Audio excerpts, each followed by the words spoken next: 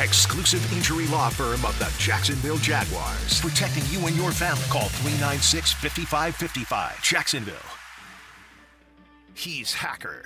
So much so that I had to ask around. I'm like, hey, I'm kind of a nice guy, right? Hacker is an ass. I try, as I'm getting into my old age at 39 years old, try not to let things bother me. Just know that I'm ultra soft. And he doesn't shy away from opinions. See Baker Mayfield throw 4 passes, but I get to see this homeless guy return a ball for a touchdown. It's Hacker After Dark on 1010XL. And a very good Friday evening to you, Jacksonville. It is Hacker After Dark, 1010XL 92.5 FM with Dylan Denmark. The Hacker Ryan Green with you. Glad you are with us to close out the week in what is a very big weekend for the Jacksonville Jaguars. They go to Nashville on Sunday at 1 o'clock. They play the hated Tennessee Titans. Of course, a win will bring a second straight AFC South championship, where a loss will more than likely end the Jaguars season. So we got a ton to get into. We are loaded up guest-wise to talk about this game in hour number 1. Coming up at about 8:35 or so, we will go to Nashville. My buddy Brad Steele is the host of the Two Tone Talk podcast. He is a self-proclaimed Titans super fan. He's got quite a following from Tennessee Titan fans, and I want to gauge what's going on up in that area as they get ready for the Jaguars coming in on Sunday, and what appears to be quite a lot of Jaguar fans making that trip to Nashville. I had some buddies out at the airport today saying there was a lot of teal getting on airplanes heading to Nashville, Tennessee. Does not surprise me at all. The Jaguar fans, you guys have traveled unbelievably well with the team this year. So we'll talk about the Titans coming up at about 8:35 with Brad Steele, the host of the Two Tone Talk podcast. Coming up in about 15 minutes, a little under, my buddy JP Shadrick, Jaguars.com and Jaguars Radio. Of course, you'll hear him 10 a.m. Sunday morning on Jaguars Radio as the network pregame begins. You'll hear him all through the game on Sunday. JP does a terrific job with the website and Jaguars Radio, and he's always kind enough to join us here on Hacker After Dark, and that will come up in less than 15 minutes. But as we do every night to kick it off here on HAD, we give you a big deal of the night and Dylan Denmark. Let's do that right now. Time now for the big deal of the night. What's the big deal? What is the big deal? No big deal. It is a big deal. On Hacker After Dark. All off season, the AFC South was going to be the Jaguars' division. Once the season started, week 1, the AFC South was going to be the Jaguars' division. And since week 4, that's a long time, 14 weeks, the Jaguars have either been tied or have been leading the AFC South. There's been a lot of ups. There's been a lot of downs. It has been a roller coaster of a ride, probably harder than most of us thought to get to this point. But come Sunday in Nashville, Tennessee, I believe once again the AFC South will belong to the Jacksonville Jaguars. I think Jacksonville beats Tennessee. I don't think it's going to be necessarily easy, but I think Jacksonville finds a way to get it done. I think we are celebrating an AFC South championship Sunday evening. I think it is the first time since 1998 and 1999 that the Jaguars will win back-to-back division championships.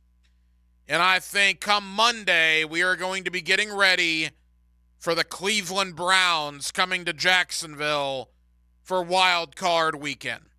I think Jacksonville gets it done. I've been actually going back and forth all week. But the Jaguars, to me, are getting healthy at the right time. They're simply better than the Tennessee Titans. They have more to play for. And I think they will win in Nashville. You know, the injury report came out earlier today Granted, there were 3 enormous names on it that are all listed as questionable. Zay Jones, Christian Kirk, and Trevor Lawrence. But no one has been ruled out of the game that's not already on IR. The entire Jaguars starting defense is healthy going into this game. And Doug Peterson said he expects Zay Jones to play, even though he's on the injury report. We'll see about Christian Kirk and Trevor Lawrence, but do you guys realize, potentially, if those 3 guys play, the starting 22 that we envisioned for the Jacksonville Jaguars coming into the year, the 11 starters on offense, the 11 starters on defense, will all be playing in Week 18? How many NFL teams can say that right now? I can't imagine any others can.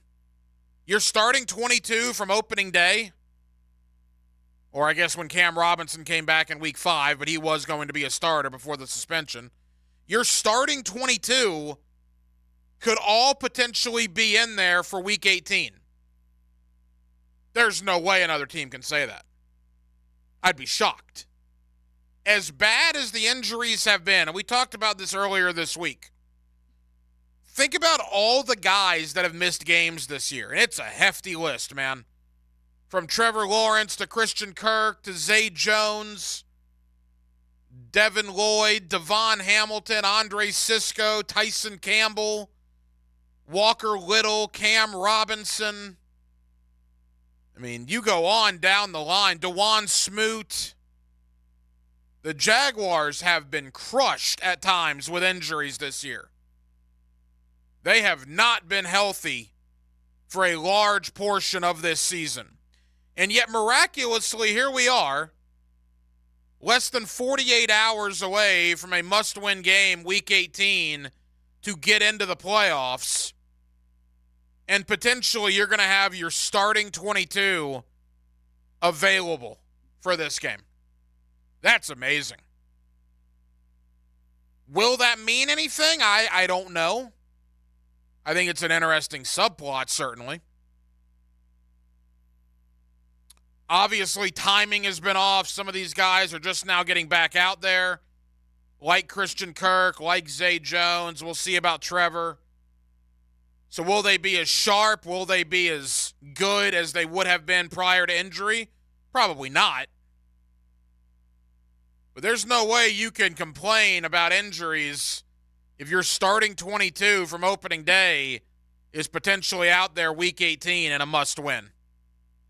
That is what you call good luck. It took a while to get here, and it didn't always seem like the luck was good. But now that we're here, you look at injury reports around the NFL, Tennessee has ruled out 5 people for this game. They have another 5 that are questionable. Jacksonville hasn't ruled out anybody, and 3 are questionable. That's amazing luck for the Jacksonville Jaguars. I will tell you this, too. I told Rick this in the 2-minute drill. I'm pretty excited about tomorrow night in the AFC South. We're going to talk to Ben Arthur, who covers the AFC South for the NFL on Fox. He's coming up in the 9 o'clock hour. I love the fact we get Houston and Indy tomorrow night. That's terrific. And I think Indy's going to win the game. I know most people I've talked to like Houston.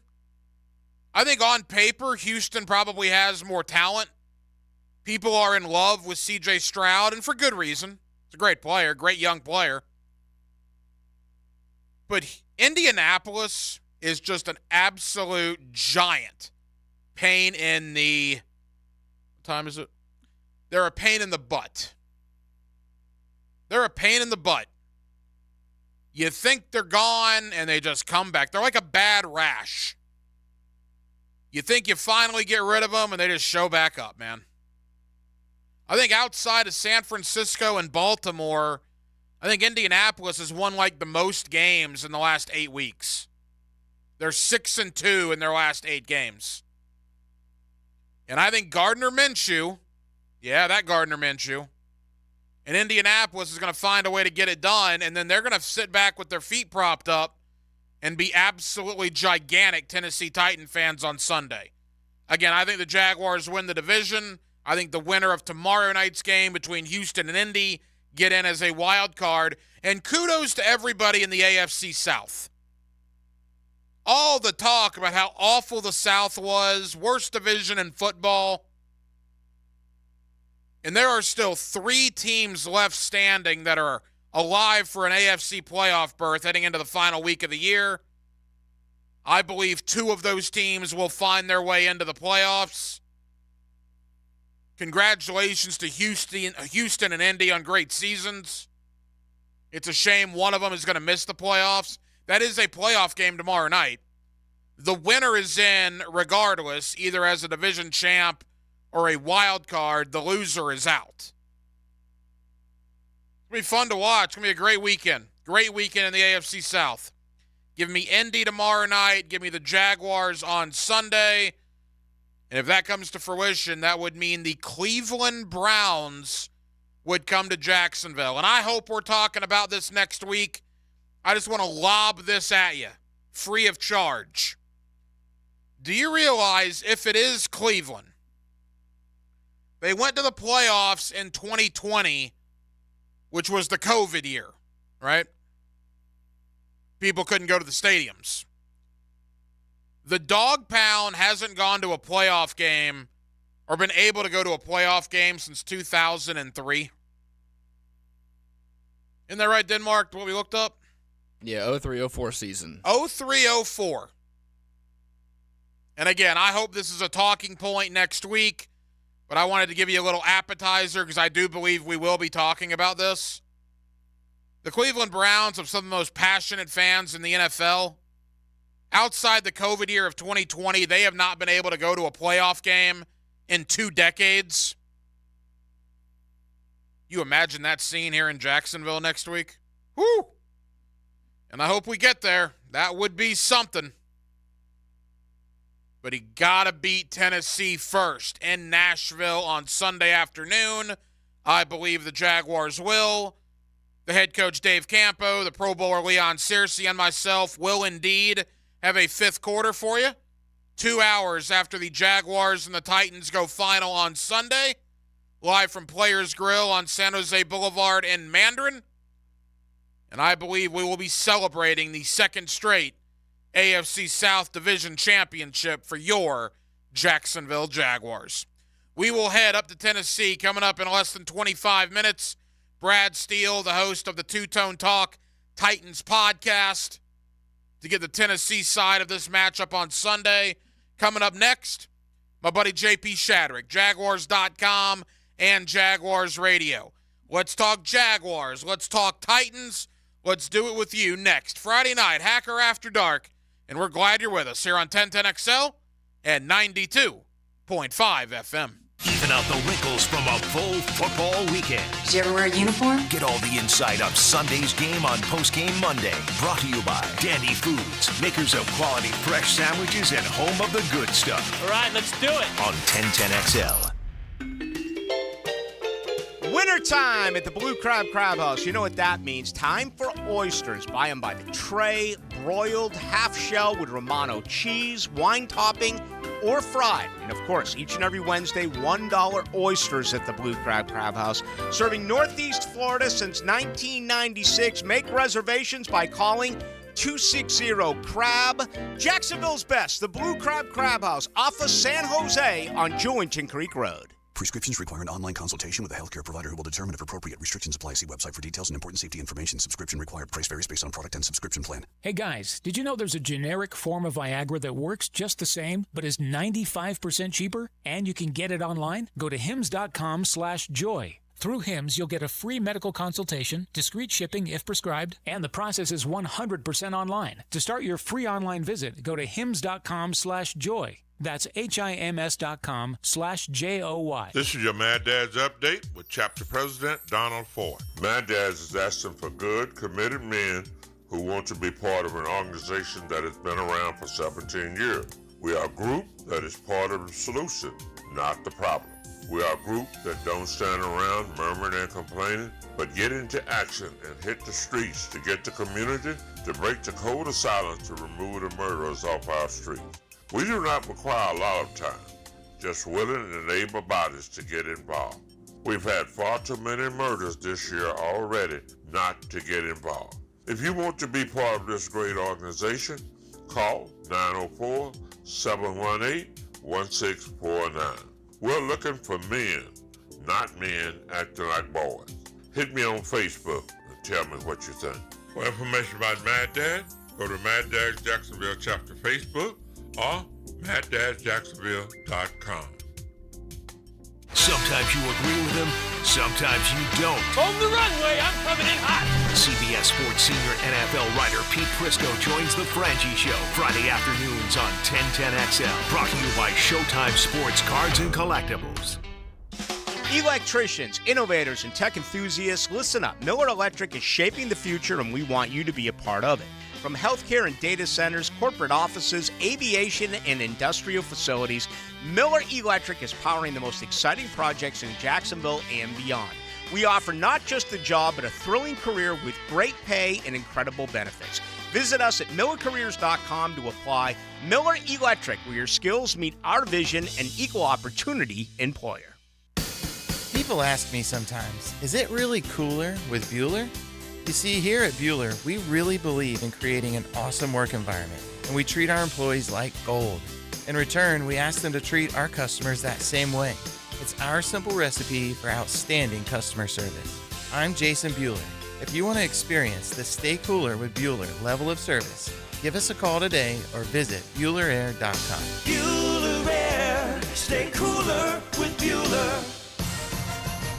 Instant Keys. Instant Keys. You don't have to go to the dealer. Instant Keys comes to you. Call 904-722-1111. Instant Keys saves the day if you've lost or broken keys. They can program new keys and remotes for nearly every make and model of vehicle at a fraction of the dealership cost. Fast, honest, and reliable locksmith service. Call Instant Keys, 722-1111. This is Keith Catlin for Catlin Truck Accessories, and we are so blessed to be in business for over 100 years. Over 100 years of the best product and customer service means you can count on Catlin. From roll and lock bed covers to Lear toppers to cam locker toolboxes, Catlin Truck Accessories has you covered when it comes to your truck or van. We do those too. Got a fleet of vehicles? We can outfit them all. Who can you count on? Count on Catlin. One name, one location, 100 years, you can count on Catlin. Life is about choices and the decisions you make. I'm David Robbins with Epstein & Robbins. If you're convicted of a DUI, you'll have to face severe consequences. Walking through the doors of the courthouse or appearing at a bond hearing can be extremely intimidating. Without the right lawyer, you're likely to make the wrong decision. Let our team help you make the right decisions in court. Epstein & Robbins, the right choice. Epstein & Robbins, fighting for your rights since 1975. At the First Coast YMCA, you'll find much more than just a gym. We offer many ways to help you be active, reach weight loss goals, and find your inner strength while you connect with your community. Family memberships at the Y include unlimited group exercise classes, childcare while you work out, and youth sports participation. It's easy to join the Y and affordable for all. Plus, the Y is a great place to meet a new circle of friends. Visit the Y near you or online at fcymca.org. 1010XL is presented by Farah and Farah, exclusive injury law firm of the Jacksonville Jaguars. Protecting you and your family. Call 396-5555. Jacksonville. Let's ring up another guest on the All-Pro Roofing phone line. Back here on 1010XL at 92.5 FM in the city of Jacksonville. We're glad you're with us. The Jaguars and the Titans. Sunday at 1 o'clock up in Nashville. You'll hear it right here on 1010XL. A win for the Jaguars will mean a second consecutive AFC South championship. A man you'll hear on Jaguars radio this weekend. You also see him all over Jaguars.com is our buddy JP Shadrick, and he's always kind enough to join us here on 1010XL. JP, how you doing? Doing well, Hacker. Been a little while, and the Jaguars have maybe turned the corner here. Right? There was a tough month there for a while, but they finally got a win this past week and a good team victory against Carolina, and now for all the marbles this week in Nashville, just like you want it, right? Hey, JP, absolutely. And before we get into Jaguar talk, I wanted to commend you, man. I've told you this in the locker room this year. You're doing a lot more work nationally for, I believe, Westwood One and some NFL broadcasts, and I heard one of them and really enjoyed your work, man. So I wanted to let you know that. Really sounding sharp. Well, I appreciate it, Hacker. Yeah, it's been a fun year, man. I appreciate the Jaguars giving me a chance to kind of branch out a little bit and do some things. And whenever I can get back in time for Jaguars work, it works out. So a mixture of college and a few NFL games. So, yeah, I appreciate that, Hacker. That's a very nice compliment. Thank you. JP Shadrick, Jaguars.com and Jaguars Radio. All right, it was much needed. I'll be at Carolina, and I get it. They're terrible. But, boy, the Jaguars needed a win in the worst way, JP, and they got it in dominating fashion last Sunday. Yeah, you know, that's what you're supposed to do against bad teams, right? I mean, this is the worst team in the league for a reason. We found out why. And this Jags team, no matter what it was on the schedule, you got to go perform and do it. And they performed and went out there and shut the door on defense. And the offense left some things out there still, obviously, with the backup quarterback and Beathard playing. But, you know, they left some red zone opportunities on the table there and got some field goals early. But it was the kind of game you had that feel early that, okay, let's just get some field goals here, get some points on the board, and this is kind of how it's going to go today. They never really felt in doubt. So, fine, that was perfect and just what they needed. And, you know, they can control their own business now moving ahead. So maybe the defense has kind of figured some things out here. Obviously, Josh Allen had a big game, 3 sacks. Trayvon Walker stepping up big. So that's a good sign moving ahead going into this last week. And on the offensive side, let's get some guys healthy. I mean, obviously, number one's the quarterback, Hack. So, you know, is Trevor going to be ready? And then are the receivers going to be ready? Zay Jones could get some more practice time. And they could even open the window for Christian Kirk, Doug Peterson said the other day. So, you know, that could change the whole dynamic this weekend in Nashville if they got the full arsenal. You know, and certainly Carolina's never going to be confused for the greatest show on turf, but They did put 30 points on Green Bay, 300 yards passing for Bryce Young leading into this Jacksonville game. And the injuries have been decimating to the Jaguars. I mean, just awful this year. But this is as healthy, JP, defensively as they've probably been, man. I mean, this is the Jaguar defense. They are remarkably healthy for this point in the year on that side of the ball. And remember, you know, 2 weeks ago now, the Tampa game, you know, it was the return of Cisco and Campbell. And they didn't really necessarily play that great. They were in the second half relegated to the bench again, just to kind of get their feet underneath them. And they came out last week and played better, right? So the secondary's out there. That's good news. And you're right, on the defensive line, they're pretty darn healthy. I mean, Devon Hamilton's back to health, and the rest of those guys are out there. And, yeah, this is the starting Jaguars defense, and it's just a matter of playing together and, you know, and communicating. We've heard that all year. We heard that week 2 and 3, and they felt like they were doing a pretty good job of that, you know, stopping the run, taking the ball away.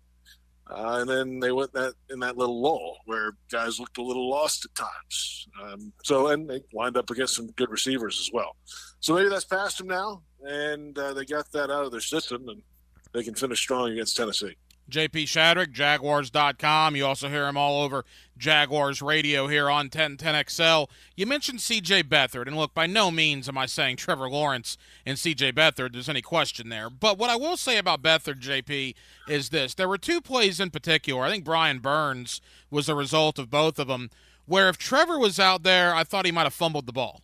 Beathard did a great job tucking the ball away, getting to the ground. Sometimes Carolina's going to win a play. They did, but they didn't turn the ball over. And I think, you know, sometimes people try to make the NFL out to be advanced trigonometry times 100 when sometimes it only needs to be algebra, right? You tackle, you don't turn the ball over, you take what the defense gives you, and that's exactly what the Jaguars did. And maybe moving forward now, maybe a light goes off in Trevor's head.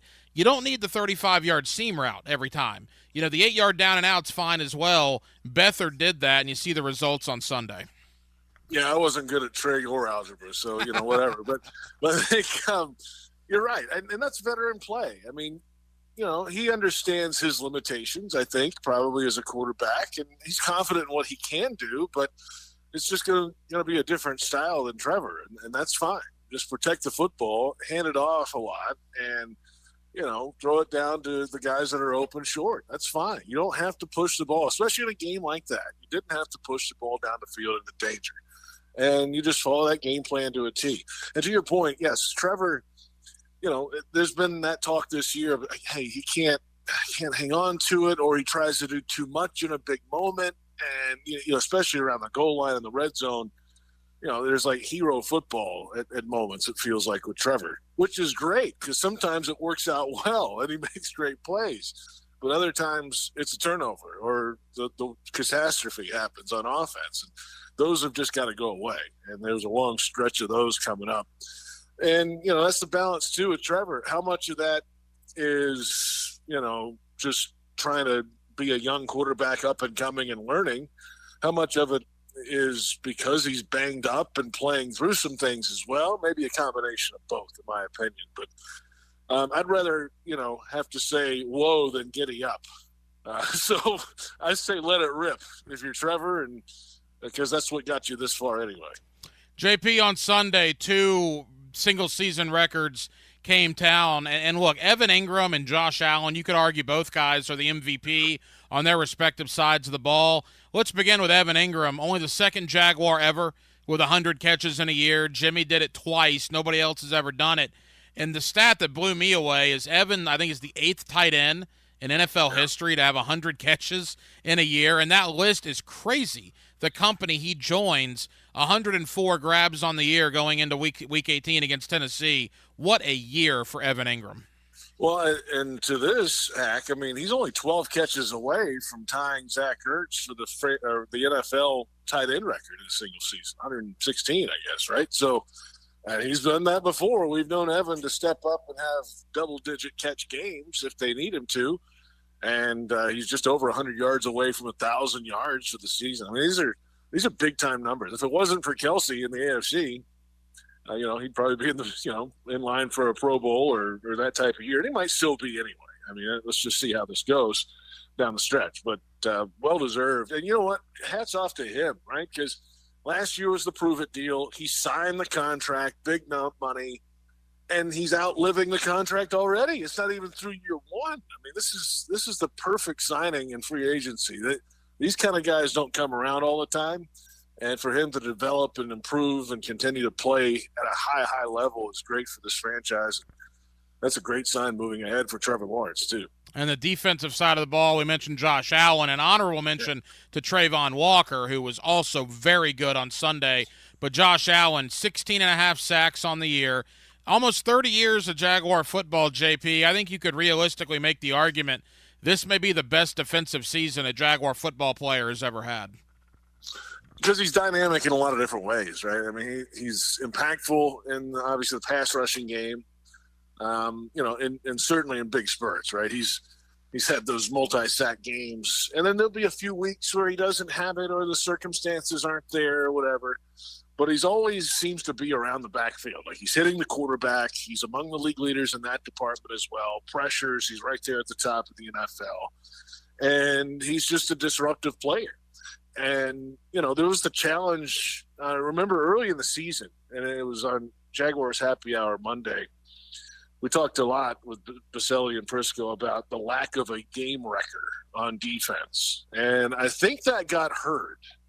And I think Josh took that personally. I mean, this is true. I mean, he heard it, responded to it. It's been a motivation for him to be that game-wrecking player that the Jaguars did not have early in the season.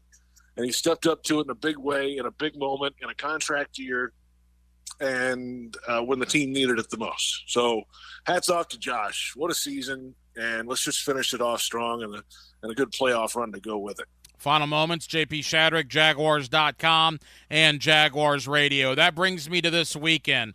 AFC South has been crazy the entire year. It's one of the most intriguing divisions heading into Week 18.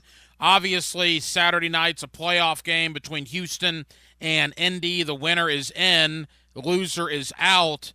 Now, the winner would get upgraded to a division winner if Jacksonville loses on Sunday. But, JP, what do you make of the South, and how do you think this is going to play out on Sunday and, I guess, Saturday night for that matter? Yeah, it's a good one.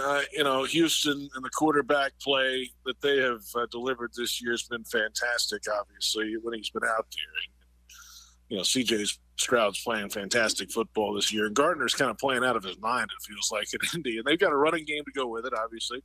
Taylor had a good game last week, so that's fine. So for me, I think Houston figures that a way to win that. That would be a fitting end to what has been an incredible season down in Houston, to be quite honest with you, with a quick turnaround and a new coach and everything that's come with that. So that would be a just finish, I think, for them. Now, for the Jaguars, it's just go handle business in Nashville. I mean, this is not a good Titans team. They're just trying to figure out the quarterback. It could be Derrick Henry's last game in Tennessee. So, don't let him get loose on you and be vintage Derrick again. We don't need that on the last game. And just handle the business. Hold on to the football, move it, and punch it in when you can. You should win the game. So, you don't want to have to be worried about losing this thing. Now, you'll know if the Steelers play on Saturday as well, if they win, then all of a sudden the Jaguars will be out. So if you're losing. So you don't want to be worried about scoreboard watching the Denver game and all these things later. Just go win the game, and then all of a sudden you'll host the Browns in the wild card round.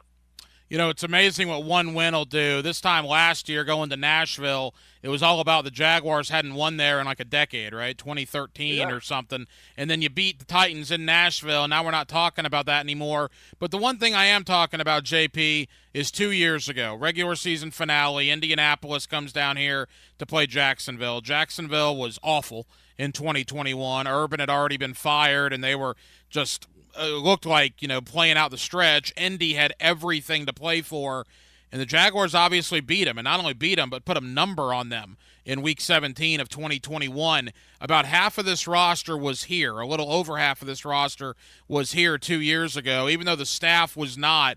I hope that's brought up time and time again this week, because the Jaguars have been in this situation on the other side of it, and it'll be very curious to see how they handle it now, being the team that needs to win to get in.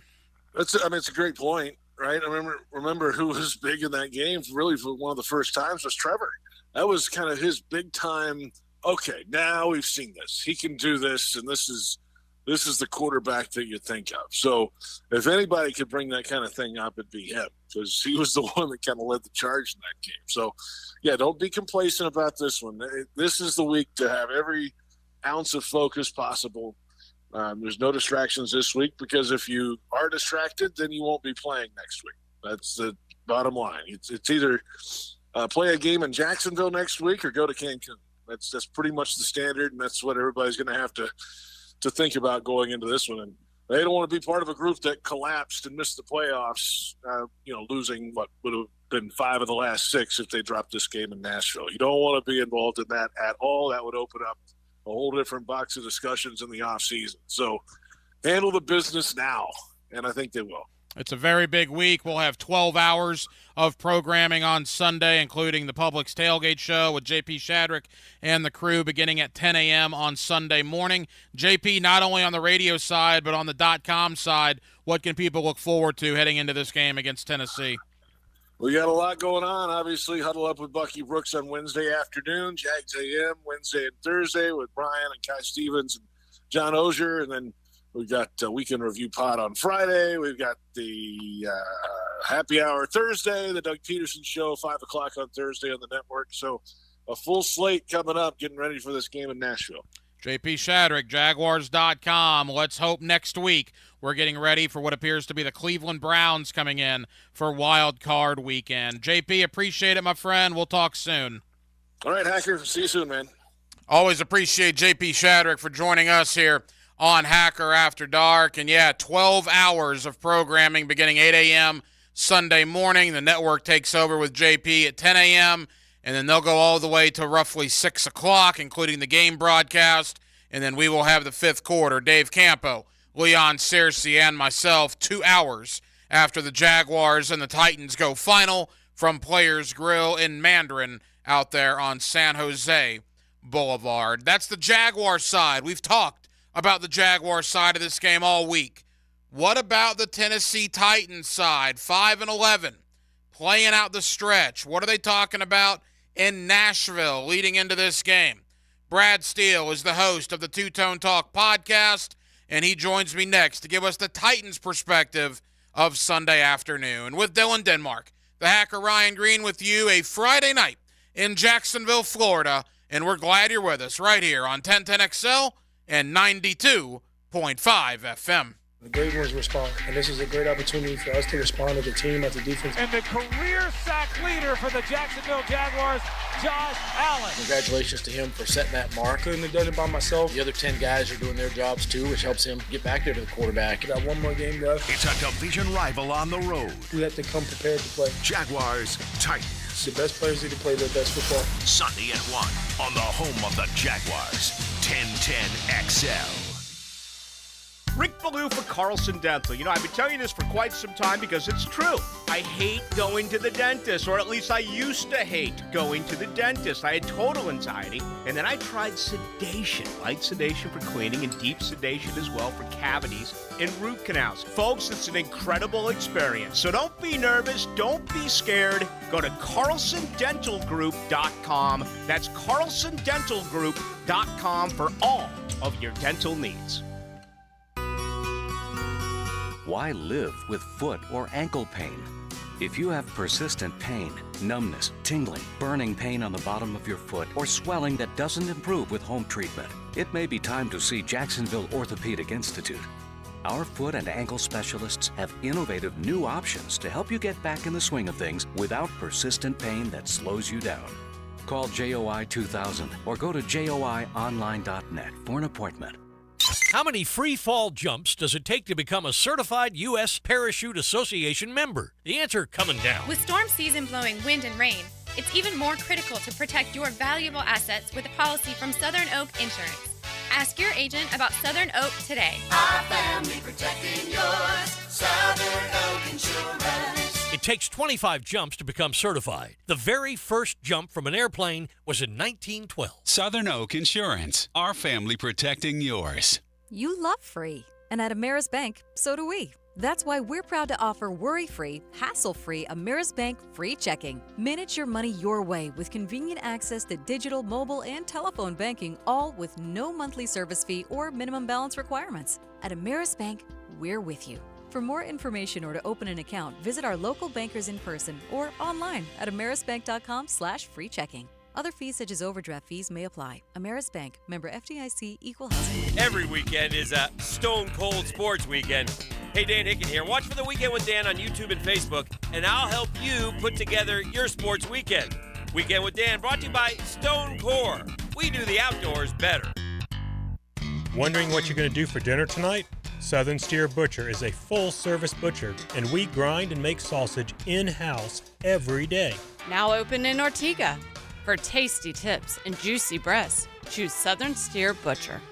David here with Royal Pest Services. Here's a special message from our president. Thanks, David. This is Jordan Harrington, president of Royal Pest Services. We'd like to thank everyone who has trusted Royal Pest for their pest control needs this year. Wishing all a very Merry Christmas and a Happy New Year from the Royal Pest family. Need cash? Beaches Jewelry and Pawn has cash available. Ready to buy guitars, surfboards, jewelry, firearms, tools, and especially gold. They need it all. Selling or pawning, get cash on the spot at Beaches Jewelry and Pawn in Jacksonville Beach. Mark Watson for Hardball Creative. Free promo tip. Put your logo on golf balls and give them to clients who are bad golfers. More hacks equals more exposure. Trust me, it's science. HardballCreative.com. Hardball Creative. Hardball does it all.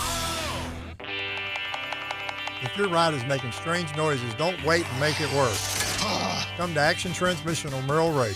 My expert technicians can diagnose the problem and likely fix it fast. Experience the difference at Action Transmission on Merrill Road. At Hidden Hills Golf Club, we truly love the game of golf. We invite you to book your next tee time here and enjoy a golfing experience that you might not find at other public facilities. Visit us at hiddenhillsgc.com. You'll be glad you did. Frank Franzi here for Stanley Pools. There's a reason so many of my friends and our listeners have had Stanley Pools build their pools and now maintain their pools, because Stanley Pools truly cares about their customers. Stanley Pools is locally owned and has been serving our community for 35 years. For all of your pool needs, call Stanley Pools at 269-7277. That's Stanley Pools, a family tradition of fine swimming pools. 269-7277, or find them online at stanleypoolsfl.com. 1010XL is presented by Farah and Farah, exclusive injury law firm of the Jacksonville Jaguars. Protecting you and your family. Call 396-5555. Jacksonville. Another guest on the All-Pro Roofing phone line. Back here on 1010XL and 92.5 FM in the city of Jacksonville. We are glad you are with us. The Jaguars and the Titans, Sunday at 1 o'clock. Of course, you'll hear the game right here on 1010XL. A win for Jacksonville will mean a second straight AFC South championship. A loss will end the Jaguar season more than likely. Stakes are very high in Nashville, Tennessee on Sunday.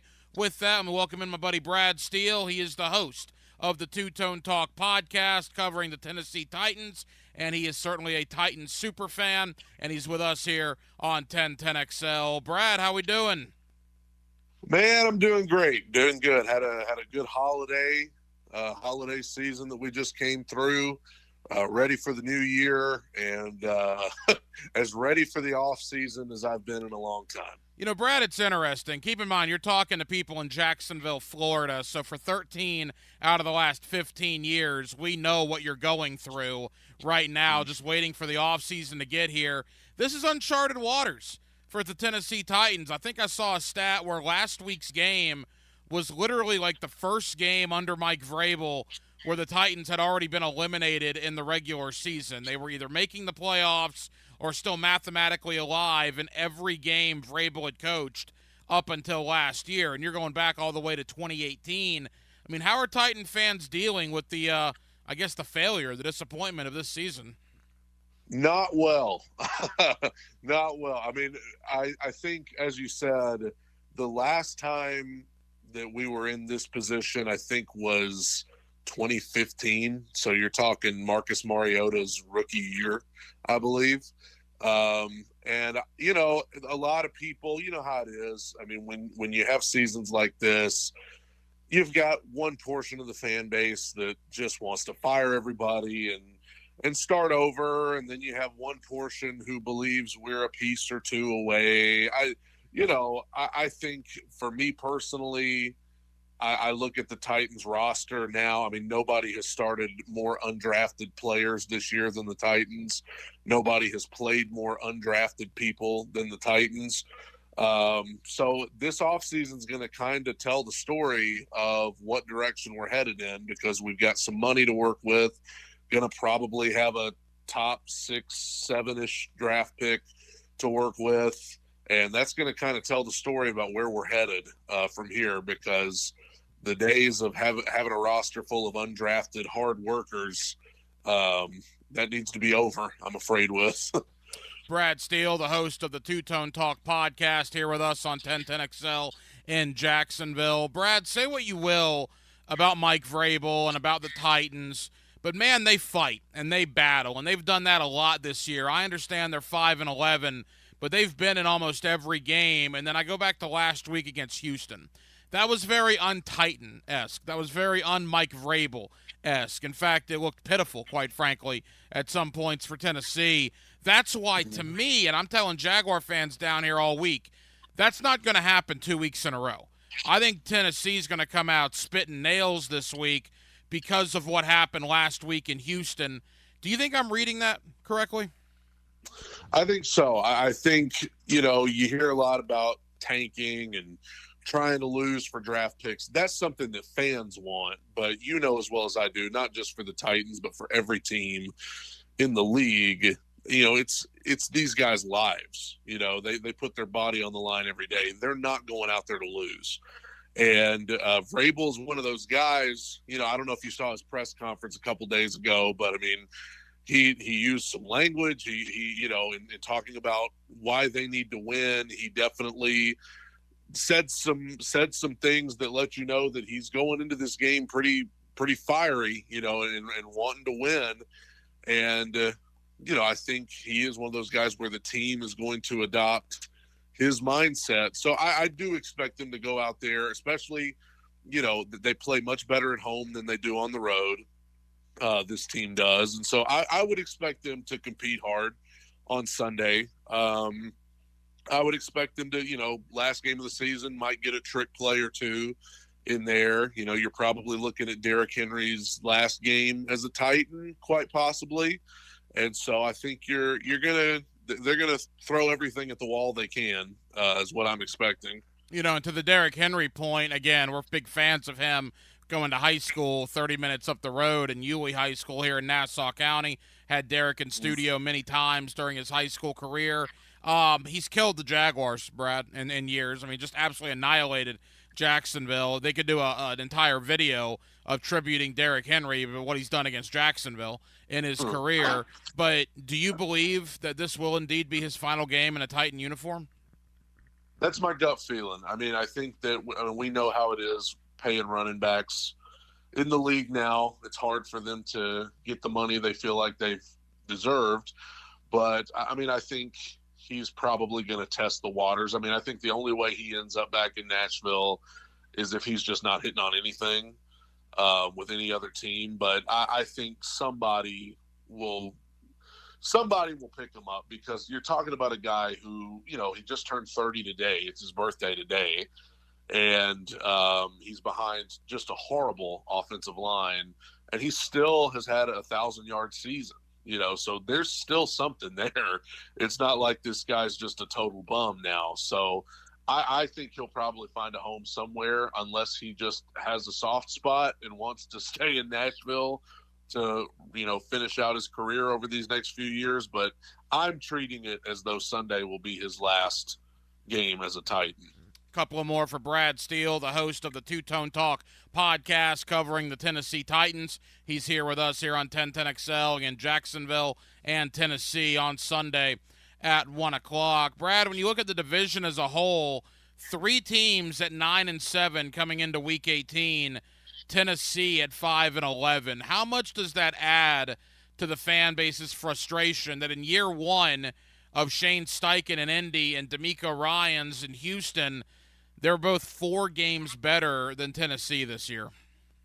Yeah, I mean, I think the Colts and the Texans are both better than we thought they would be. I mean, I knew C.J. Stroud would probably be good, but I mean, that team as a whole is better than I would have thought, and they're hurt. I mean, they're banged up and they're still winning. And the Colts are just, you know, they're so annoying. As I saw you said on Twitter a couple weeks ago, they just won't go away. You know, they're like that fly that you keep swatting at, you know, that won't go away. And that is something that I think, obviously, as a Titans fan, I look and I say, hey, this better be a good offseason.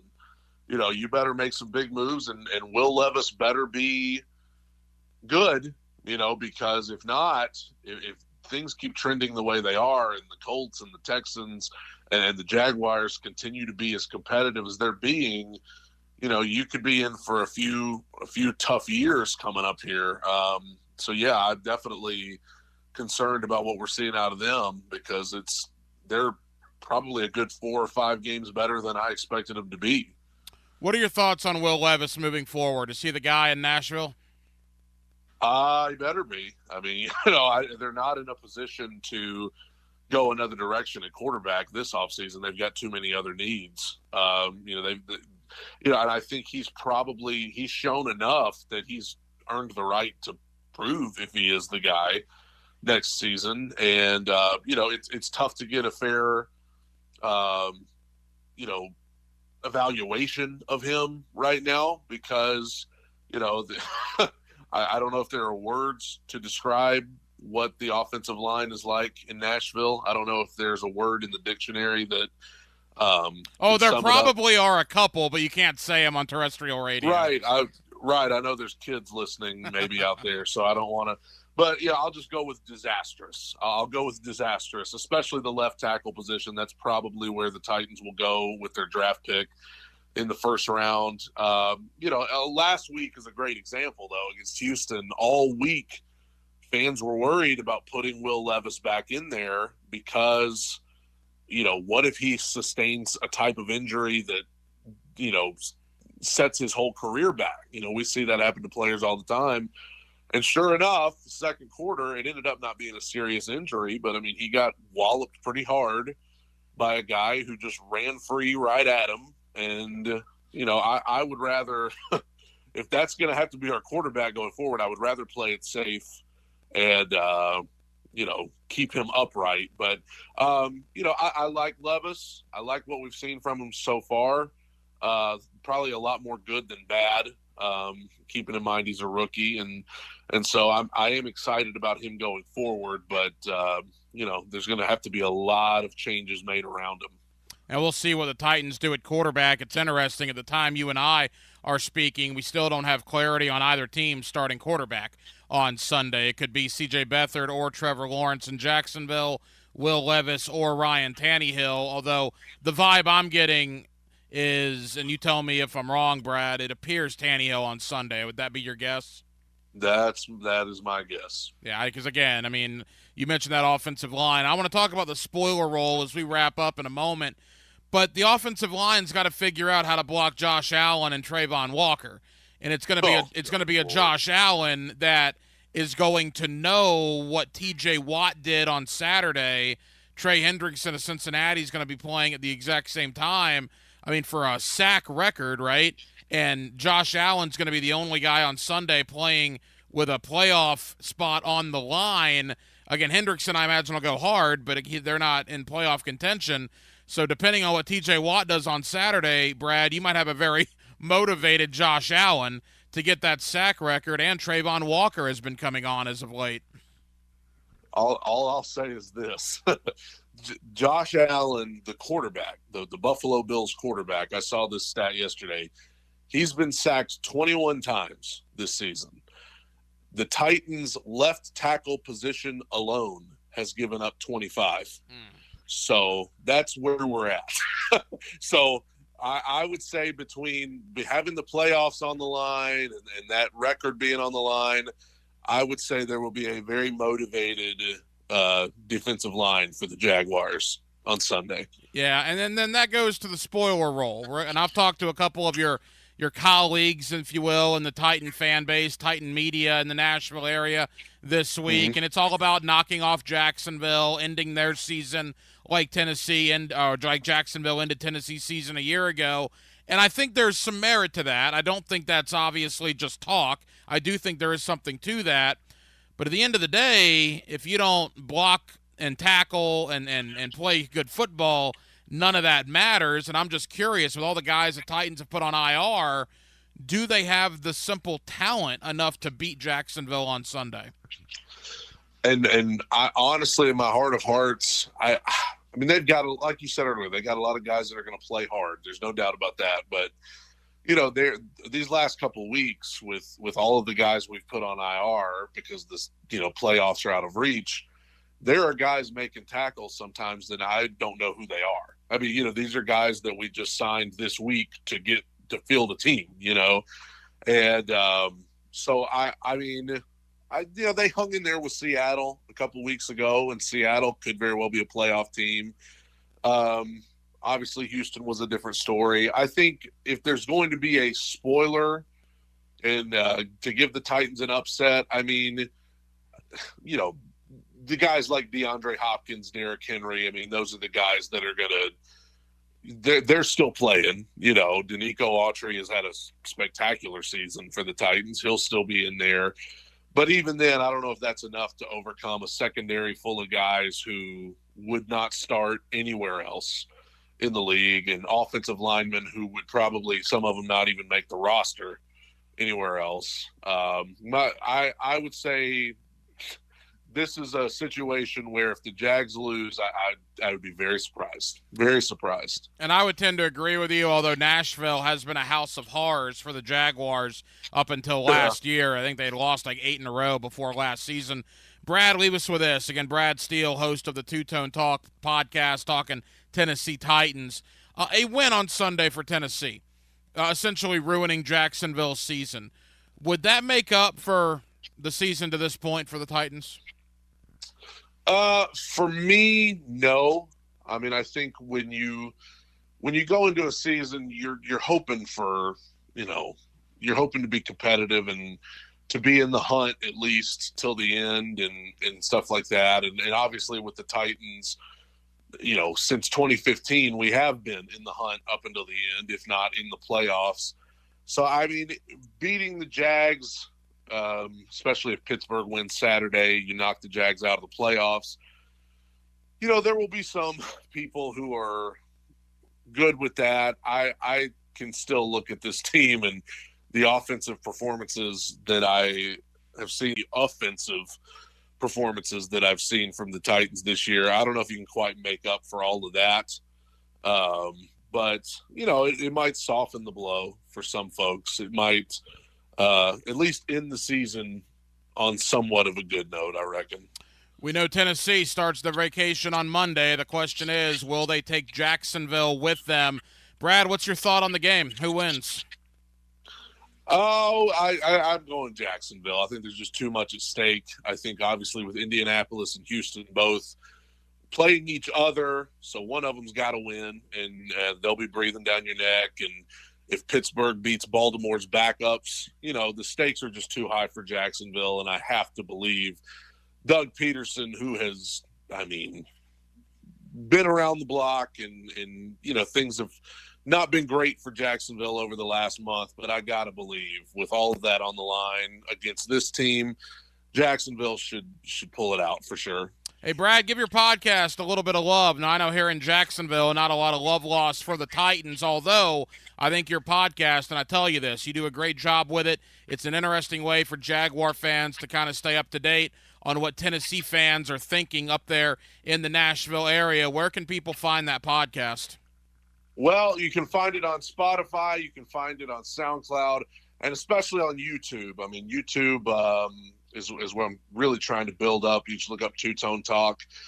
Do episodes every Monday and Friday. And so I'll be doing one Monday after the game, whatever happens. And you can go over there, and I'd appreciate it if you'd sub and check out the pods from the past. There's some funny stuff on there, especially, you know, Jaguars fans will probably enjoy the episodes, you know, after a loss to the Jaguars. Yeah, I'm about to say, I might be in a couple of those podcasts if memory serves. You are, man. We have a good time picking with each other on there, but it's all in good fun. You know, this isn't one of those where we get on there and actually, you know, get personal with each other. We just keep it lighthearted and just talk about our teams. And so, yeah, I'd appreciate it if anybody would go look it up. Two Tone Talk podcast.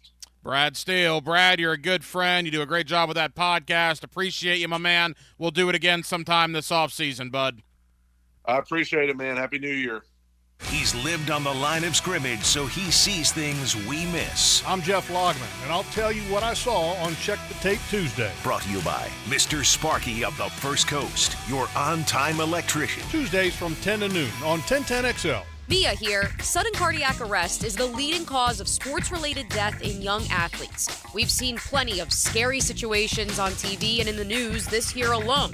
So, get you or your young athlete screened totally free this Saturday, January 8th at the Flex Field at Everbank Stadium. All students aged 10 to 22 are welcome. Register today at whoweplayfor.org. Don't miss this free opportunity to go through screenings, just like the pros. It only takes a few minutes and could save a life. Visionaries, builders, and doers. Are you ready to change the world?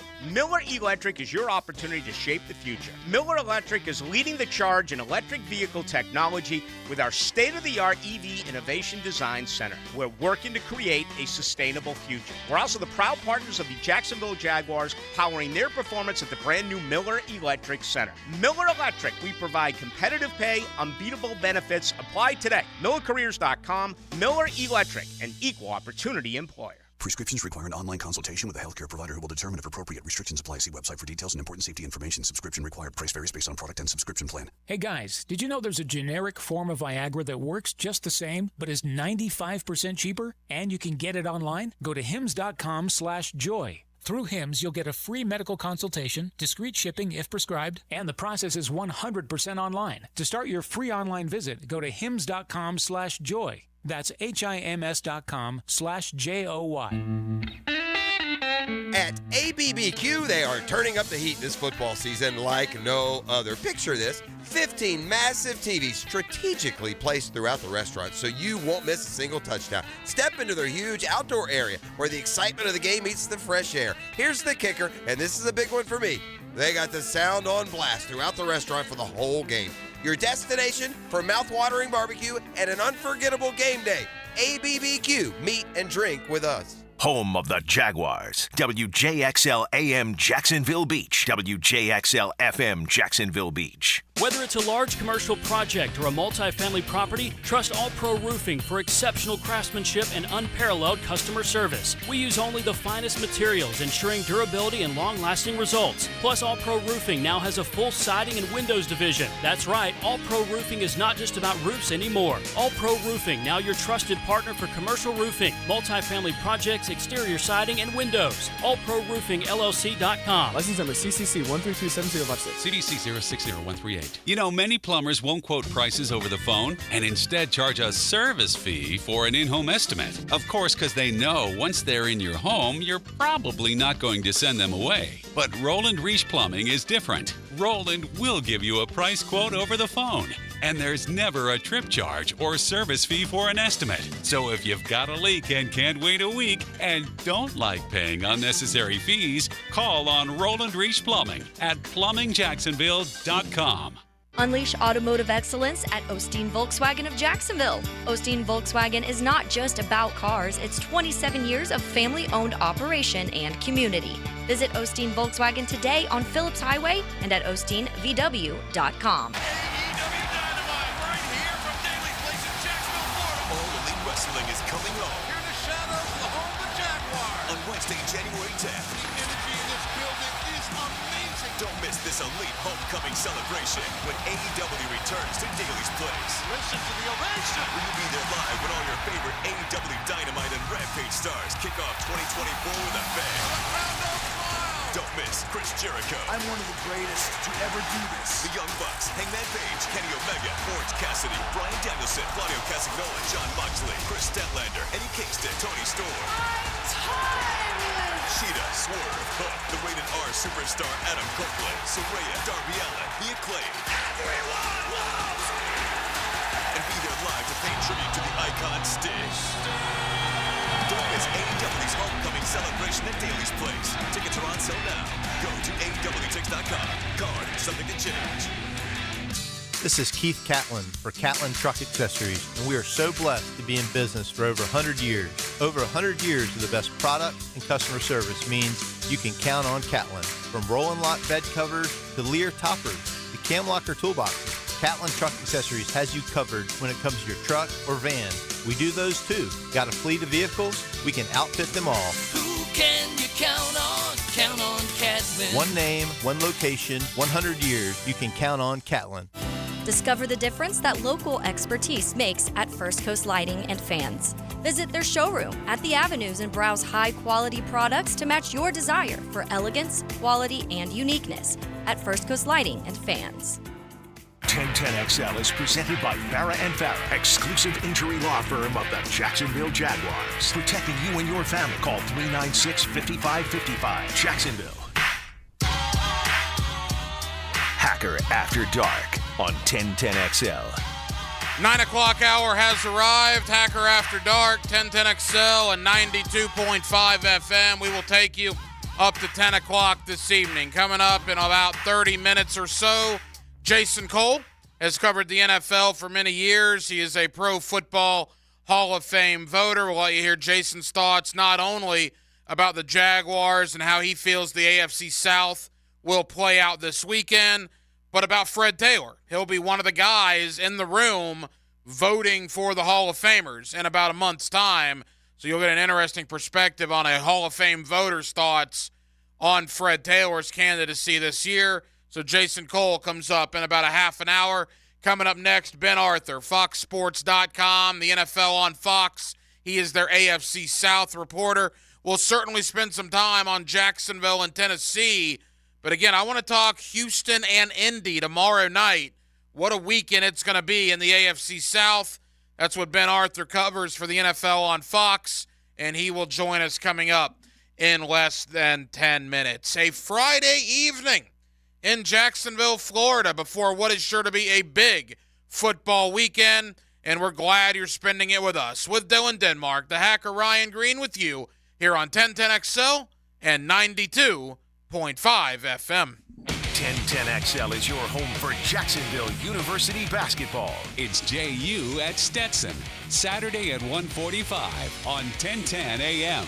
So I'm here with Danny Van Sickle, Director of the Electrical Training Alliance. Danny, tell me about your program. Hey, Rick, we're a 5-year electrical apprenticeship. Our students start out making over $30,000 a year and right now graduate making over $80,000 a year, including benefits. There is no tuition and no student debt. You just have to apply and get accepted. Did you say no tuition and no student debt? You heard that right, Rick. Once you're accepted into the program, your only costs are the books and the course fees, around $700 a year. Wow, that sounds like an amazing opportunity. How can I learn more? Just go to etajax.org and you can apply there. Life is about choices and the decisions you make. I'm David Robbins with Epstein & Robbins.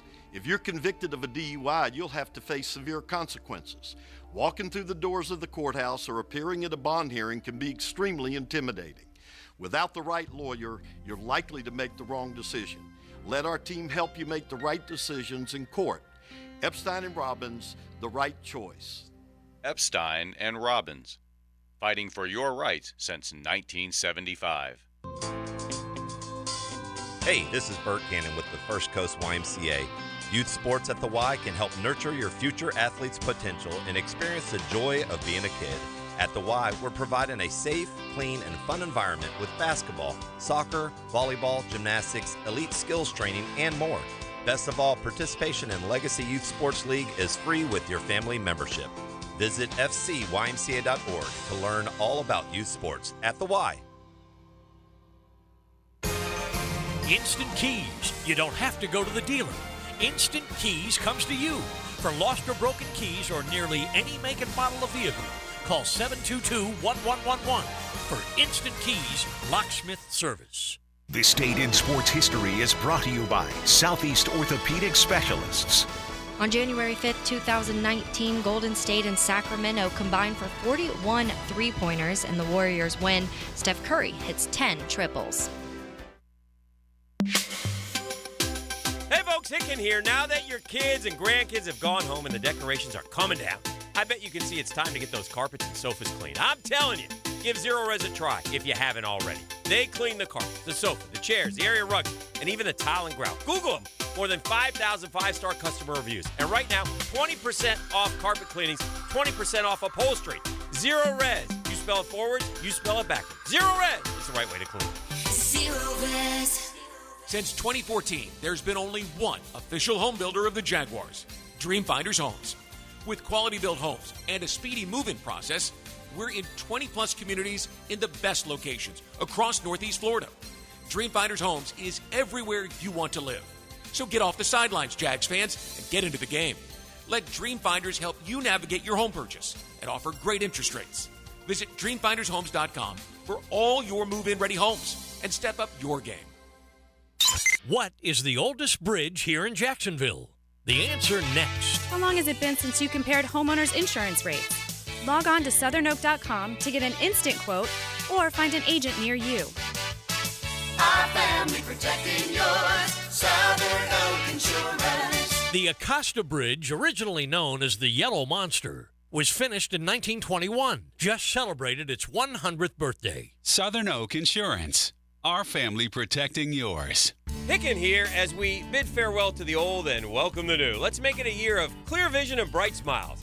You see, Bowden Eye & Associates understands the importance of healthy eyes and clear sight. They're here to help you see the world in all its vibrant glory.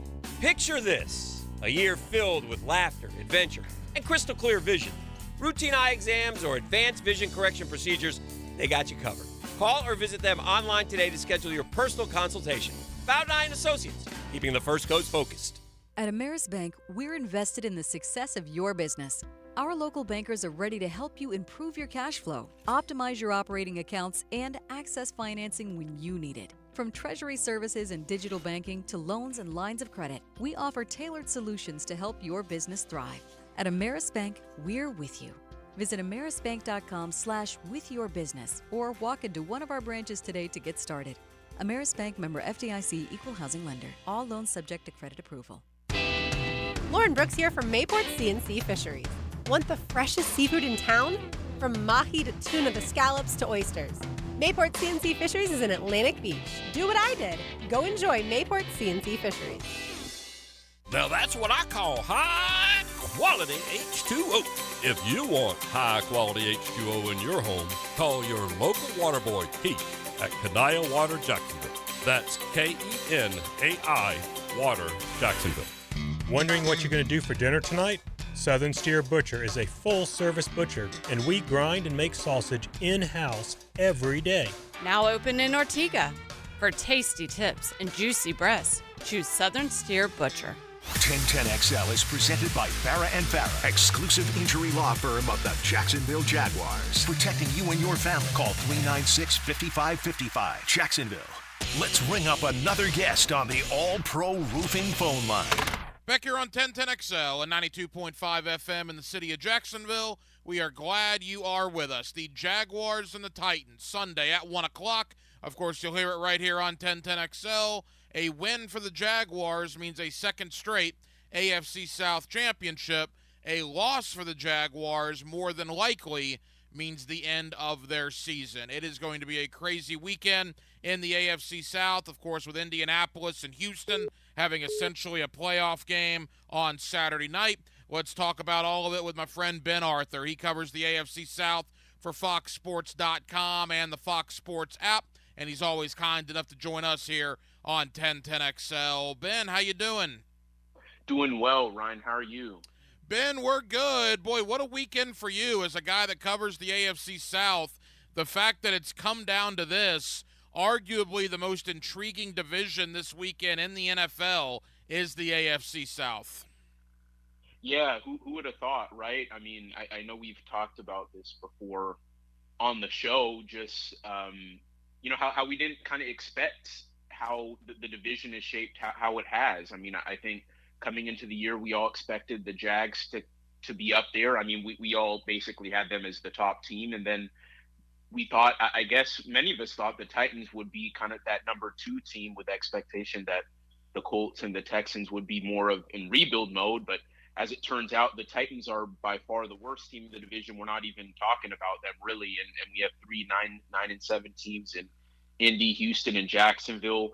The way the Jags have kind of stayed in first place is not how we would have envisioned, right? With kind of falling apart in December until this past week. And then Indy and Houston kind of being these upstarts, and with what CJ's done with Houston, and then with the Colts, despite all the issues they've had, what they've been able to do under Shane Steichen. So all that has led up to this weekend. And yeah, I'm just as fascinated as everyone else to see how all this ultimately shakes out. Ben, let's begin on Saturday night up in Indianapolis. It is a playoff game between the Texans and the Colts. And what's interesting is Saturday night, the winner of that game knows they're going to be in the playoffs. What they don't know is whether they're going to be a wild card or a division champion. That information will not come until Nashville on Sunday. But DeMeco Ryans versus Shane Steichen, let's begin there. Great head coaching jobs.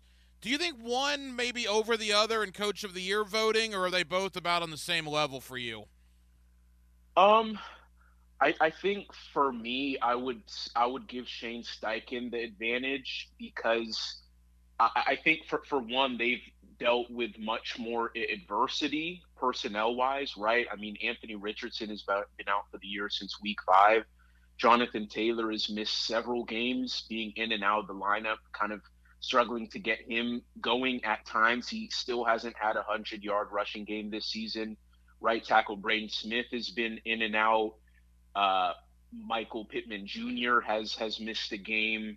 Having to play with kind of ride the highs and the lows of Gardner Minshew, having all the secondary issues that they've had, and still being in the position they are, 9-7, and being one of the top scoring teams in the NFL. I think that's probably the biggest surprise because of a lot of those offensive issues I just mentioned, just the fact that they have, for most of the year been a top 10 scoring team with, Shane's ability to kind of adjust on the fly, like completely change the offense to cater to Gardner Minshew's skill set.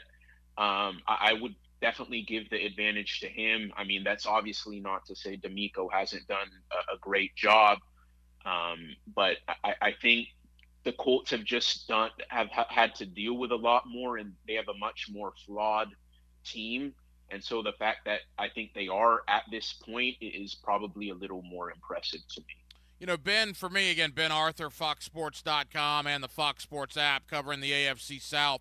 Ben, for me, it comes down to home field advantage, right? I just think Indianapolis at home, I give them the edge in this game. Saturday night, that dome will be unbelievable. I can't remember the last time the Colts have been on a prime time atmosphere like this at home with this much on the line. Houston, a very young team coming in. I'm wondering how they're going to respond. And I mean, if the game was in Houston, I might think the Texans, Ben, but because it's in Indy, I'm probably leaning Indy. What's your thought there?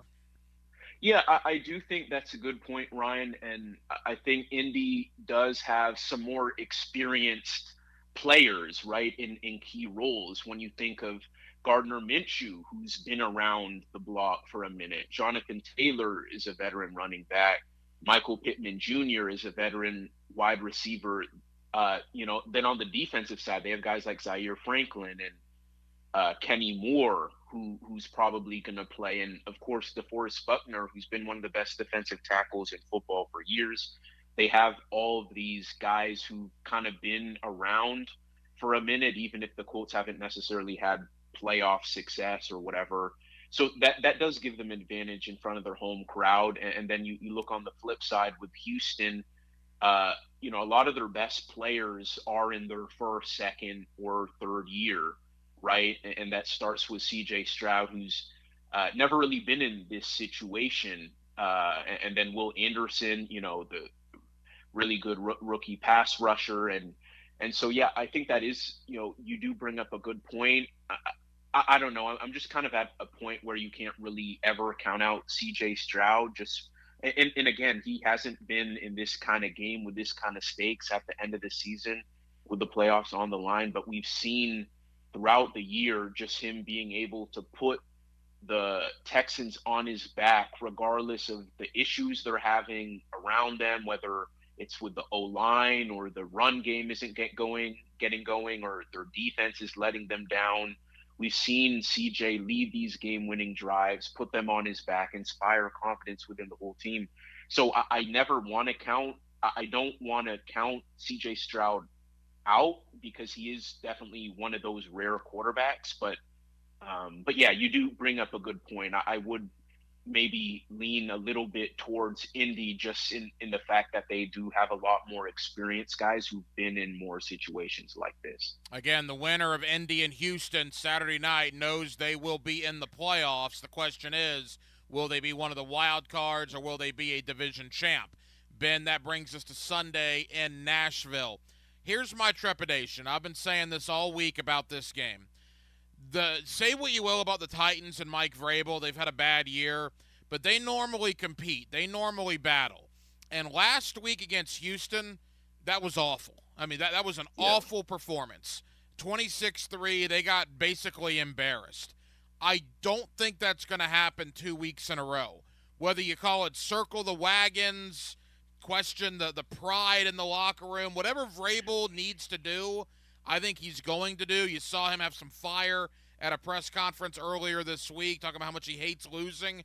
I think Jacksonville, Ben, is going to get Tennessee's best shot. However good it is, it's a bad roster, but they're going to get the best shot the Titans have on Sunday. Yeah, I definitely agree. I can't remember the last time I saw the Titans, and I've covered the Titans for a little while now, right before Fox, covering them as a beat reporter for the Tennessean, and I can't remember a time where they just had like a completely awful game and then they responded with another just totally awful game, right? Usually they'll compete and keep it close. They might not win in that second game, but they definitely compete. As you said, they're not the type to just roll over, and these are NFL players, right? They have a lot of pride. They want to head into the off season with a win, and I think whenever you can play spoiler at the end of the season, that can get guys really fired up. I mean, we saw what the Jags, right, did to the Colts a couple years ago, where it seemed like the Colts, that they would just kind of get into the playoffs, and then the Jags upset them And it wasn't close, if I can recall. And they sent Carson Wentz and those Colts home, and they sat home for the playoffs. And so I definitely expect them to fight. I mean, Vrabel has said like he doesn't like all the kind of veterans and whatnot that they're going to be playing. He said they kind of have earned the right to finish the season. And so yeah, I expect this to be a battle.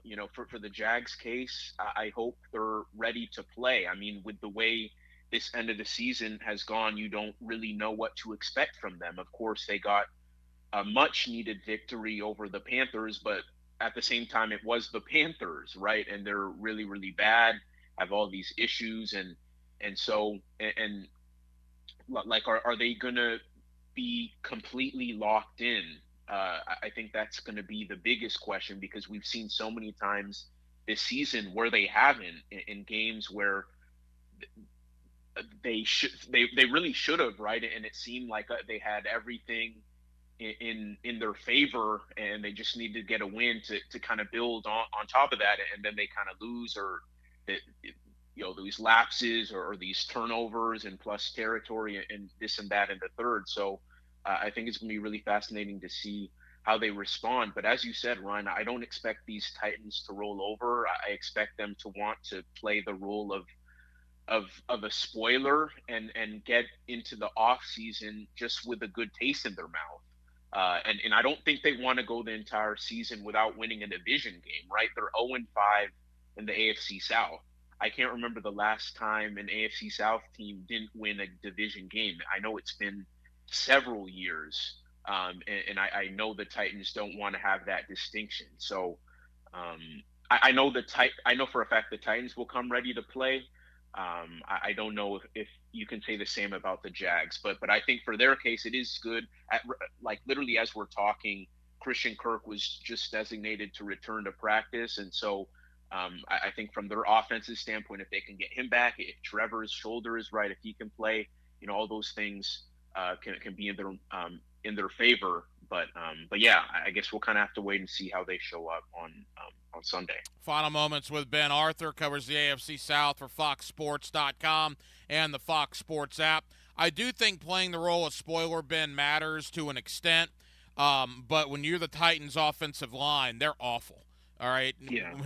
Give them bulletin board material, tell them a radio host in Jacksonville saying it, whatever. They are awful. And Josh Allen and Trayvon Walker are playing some of their best football. So I think the spoiler role only goes so far. And I'll tell you, Ben, in a weird sort of way, and I'm curious your opinion, I almost think this is a good thing the game is in Nashville. Remember last year, Josh Dobbs came in here. He was on the team for like 12 days. Everybody thinks the Jaguars are going to kill him Saturday night in Jacksonville. And Tennessee was leading that game with 2.5 minutes to go. All the pressure was on Jacksonville. They get out of here. They go to Nashville. A lot of the guys on this team have not done well in that stadium. It's been a house of horrors up until last season. In a weird sort of way, Ben, I think it's a good thing the Jaguars are on the road this week. Yeah. No, I think that's definitely a fair point. I think for in the Titans case though, they have. I mean, I think you brought up a good point in Josh Allen and Trayvon Walker and what they've been able to do. But look, there have been games where the Titans O-line they have played well, like that they were able to.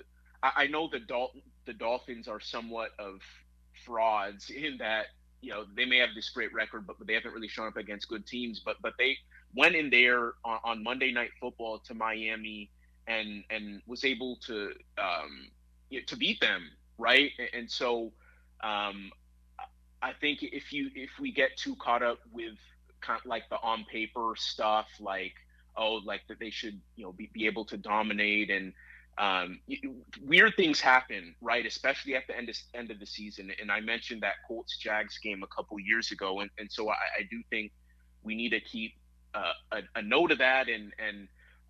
But yeah, for the Jags, I think this is going to be a good test for them. I think if they could go in here and come to Nashville and get a victory, like you said, a place that a lot of the guys on that team up until last year haven't had a whole lot of success, and kind of get that good feeling heading into the playoffs on the road where they've actually played their best ball this season, right? Like they haven't. How many games have they won in Jacksonville this season? I think 4. They've won 3. They're 3-5. Yeah. So they've actually been their best on the road this season, and the way it's playing out, like if they do get in and try and make a run, they'll play most of the games on the road anyways. And so yeah, I think this is going to be an interesting battle, and I guess. Yeah, man, I'm just kind of excited to see what happens. I mean, everything on paper and all that says that the Jags should win.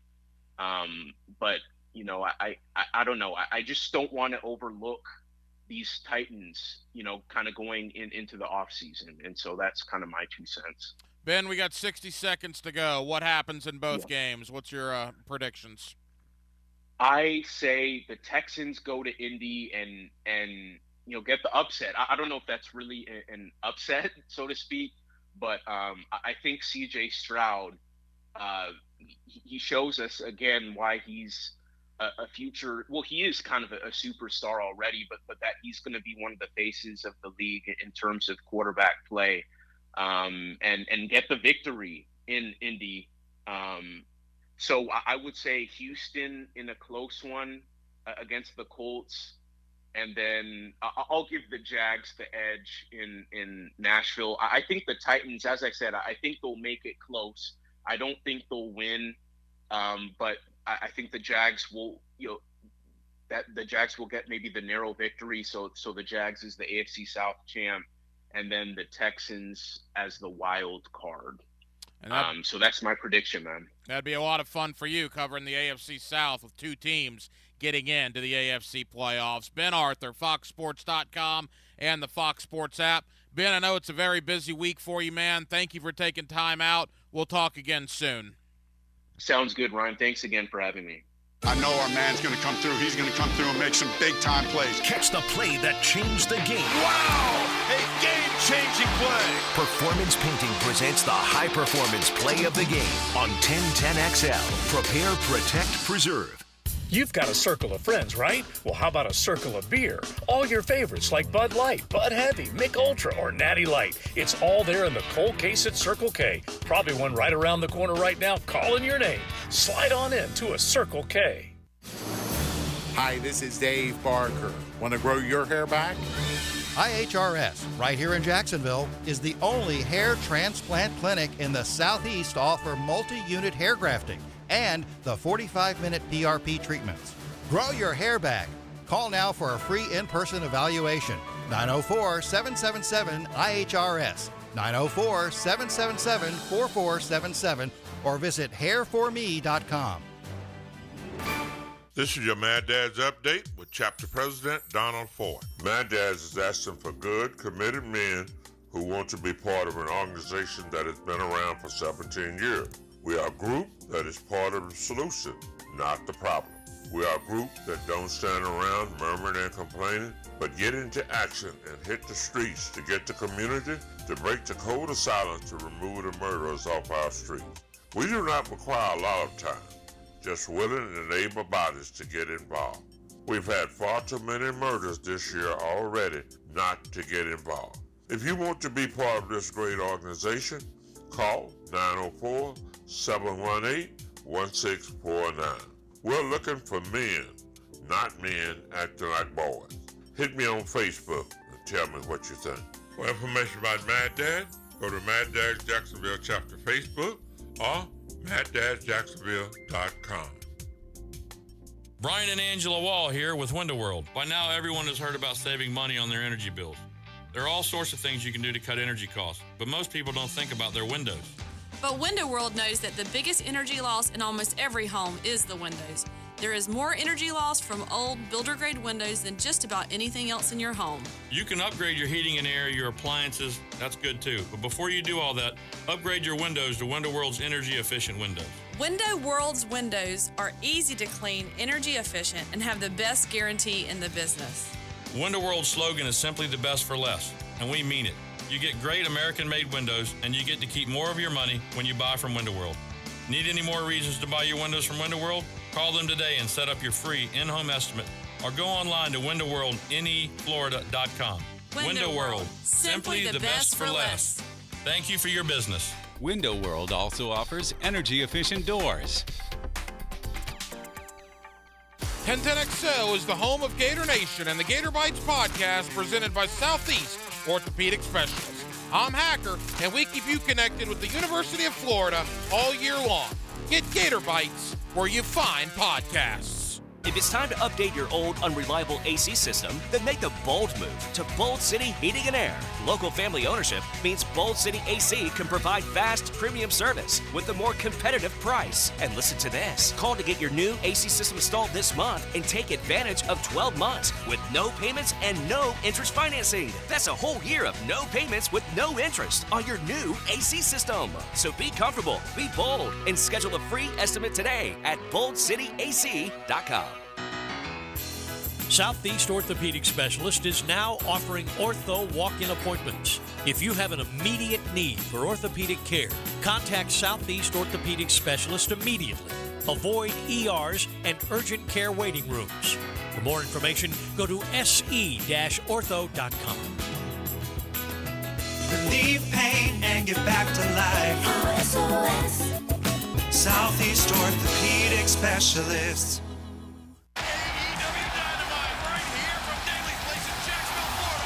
Wrestling is coming on. Here in the shadows of the home of the Jaguars. On Wednesday, January 10th. The energy in this building is amazing. Don't miss this elite homecoming celebration when AEW returns to Daly's Place. Listen to the ovation. Will you be there live when all your favorite AEW Dynamite and Rampage stars kick off 2024 with a bang? Don't miss Chris Jericho. I'm one of the greatest to ever do this. The Young Bucks, Hangman Page, Kenny Omega, Orange Cassidy, Bryan Danielson, Claudio Castagnoli, Jon Moxley, Chris Statlander, Eddie Kingston, Tony Storm. Sheeta, Swerve, Hook, the rated R superstar Adam Copeland, Saraya, Darby Allin, The Acclaimed. Everyone loves me! And be there live to pay tribute to the icon Sting. Don't miss AEW's homecoming celebration at Daly's Place. Tickets are on sale now. Go to AEWTix.com. Card, something to change. David here with Royal Pest Services. Here's a special message from our president. Thanks, David. This is Jordan Harrington, president of Royal Pest Services. We'd like to thank everyone who has trusted Royal Pest for their pest control needs this year. Wishing all a very Merry Christmas and a Happy New Year from the Royal Pest family. 1010XL is presented by Farah & Farah, exclusive injury law firm of the Jacksonville Jaguars. Protecting you and your family. Call 396-5555. Jacksonville. Let's ring up another guest on the All-Pro Roofing phone line. Back here on 1010XL and 92.5 FM in the city of Jacksonville. We are glad you are with us. The Jaguars and the Titans, Sunday at 1 o'clock. A win for Jacksonville gives them their second straight AFC South championship. A loss probably means the end of their season, which would be awfully, awfully disappointing based on where they were just a month and a half ago. Having said all that, let's get to our friend Jason Cole. Has covered the National Football League for years. He's also a Pro Football Hall of Fame voter. We'll certainly get to that in a moment regarding Fred Taylor, and he's always kind enough to join us here on 1010XL. Jason, how you doing? I'm fantastic. What's going on, Ryan? Hey, Jason, always appreciate the time. All right, the last time you and I talked, all was right with the Jaguars, right? They were 8-3. Things were looking great. Then they lose 4 in a row. They finally get back on the winning track against Carolina, but they've complicated things, Jason. They're now in seemingly a must-win situation on Sunday in Nashville to get into the postseason. Yeah, this has been an awkward season. Even when they were 8-3, I was having a conversation with Tony Baselli, and I said, that defense is just not really good enough to be a serious contender. And the entire season, if you look at what I pay a lot of attention to what I like to call yards per play differential, and that's the average number of yards that your offense gained versus the average number of yards your defense allows. And the entire season, the Jags have been either right at zero or even negative, which is they're allowing more yards than they gain. And it just tells me that defense is not good enough yet, along with the fact that, look, there are some problems on offense too. As talented as Trevor Lawrence is, this has not been a step forward for him this year. I mean, there's some flaws in his game, which, you know, we can talk about a little bit more extensively in a second. But overall, the biggest disappointment to me is just how active they are, or not inactive they are on defense. They just don't make enough plays. I know they had a lot of turnovers early, but turnovers come and go. That's hard to live on turnovers for an entire season. You have to be fundamentally sound and with your basics, and I don't think that they are right now. You know, it was interesting, and again, Carolina, obviously, they're not very good. That's why they're 2-14 right now. I'm not breaking any news there. But C.J. Beathard, by no means is he Trevor Lawrence, but he took what Carolina gave him on Sunday, and he didn't turn the ball over. And, you know, sometimes a 5-yard down and in is okay. You don't need a 30-yard seam route that gets intercepted. You get a couple 5-yard down and ends, that's just as good as a 30-yard seam route. And maybe Trevor on the sideline, Jason, watching that, maybe that registered to him because he's taken too many deep shots that have ended badly, and he's not gone underneath. Beathard went underneath on Sunday, and that worked to the Jaguars' benefit. There's some of that. I mean, I didn't watch that game that closely. I was watching some other games that I thought were more compelling, obviously. So I'd have to analyze that. I expect Jacksonville to win just because Carolina is so bad, right? But when I watch Trevor Lawrence play, number one, they need a legitimate number one receiver. You know, Ridley has proven that he's not a legitimate number one receiver. He's a fine player. He's a good number two. You know, they have depth at the position. They don't have a star quality guy. So number one, you got to get him some help. Number two, there are just times where I don't think he realizes where he is in a game. And I think it speaks a little bit to what you're talking about. It's taking shots that you don't have to take at certain times. And you know, the analytics people will say, look, it's really hard to piece together a drive with one 5-yard gain after another, because you eventually put yourself in a bind if you make one mistake. That's true. So you have to have a healthy number of big gains, big plays along the way, you know, to make your offense work. At the same time, you have to know when you want to take those shots. And there was an interesting story. I was listening to another podcast with Todd McShay. And Todd McShay was talking about the year that Trevor Lawrence came out. And he talked to an assistant coach from another team who interviewed Trevor Lawrence. And the remark was, you know, everything about Trevor is fine, but he did something interesting during the interview with that team. They asked him to recall a specific play and what happened on that specific play when he was at Clemson. And Trevor couldn't recall the play, you know, didn't know the circumstances. Well, when you talk to really great quarterbacks and you ask them, okay, you're facing that 3rd and 10, you hit this, what was going on? You get extensive breakdowns from guys of, yeah, I remember this, and this happened on that play. The reason I threw it here was this. Guys remember stuff really clearly. You know, they're really, truly great players. And Trevor should be on the path to being a really, truly great player. That was the expectation when you took him. And they see everything, number one. They can recall it, number two, really well. Because the importance of the recall is when you face the situation again, because you inevitably face situations again that are always unique, what are you going to do the next time you face the same situation? And whether you learned something from the previous situation or whether you didn't learn anything from the previous situation. And the fact that Trevor doesn't recall that stuff, it doesn't make him stupid. Don't get me wrong.